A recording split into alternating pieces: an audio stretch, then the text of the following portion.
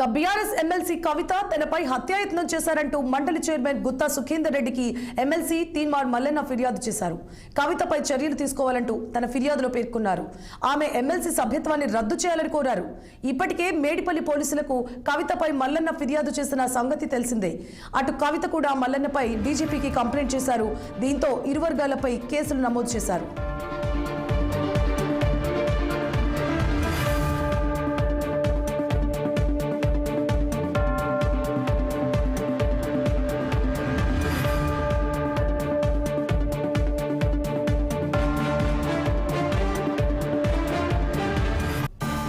కవిత గూండాలు తనపై దాడి చేయడం బీసీలను అణగదొక్కే ప్రయత్నమేనని తీన్మార్ మల్లన్న మండిపడ్డారు. కవిత గూండాలు చేసిన దాడి హత్యాయత్నంపై రాష్ట్ర డీజీపీకి ఫిర్యాదు చేస్తామన్నారు.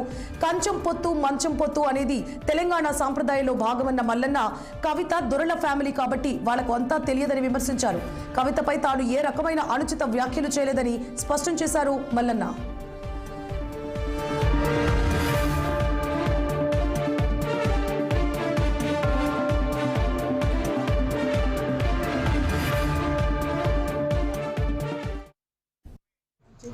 సృష్టించినటువంటి అరాచకం పైన గౌరవ మండలి చైర్మన్ గారు మా సంరక్షకులు ఆయన ఫిర్యాదు చేయడం జరిగింది.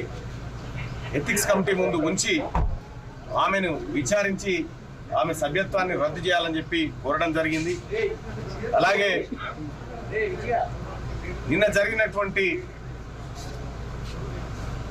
ఈ విధ్వంసానికి సంబంధించినటువంటి వీడియోలను సాక్ష్యాలను గౌరవ చైర్మన్ గారికి సమర్పించడం జరిగింది. ఖచ్చితంగా విచారణ చేసి తీరుతామని చెప్పి చైర్మన్ గారు మాకు హామీ ఇవ్వడం జరిగింది. గత కొన్ని రోజులుగా కల్వకుంట్ల కవిత గారు బీసీ ఉద్యమం పేరుతో బీసీ ప్రజల పైన బీసీ వాదం పైన దాడులు చేయడానికి పూనుకుంటా ఉంది.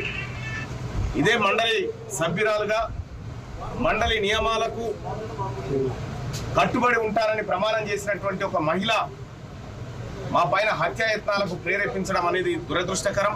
ఆమె సృష్టించిన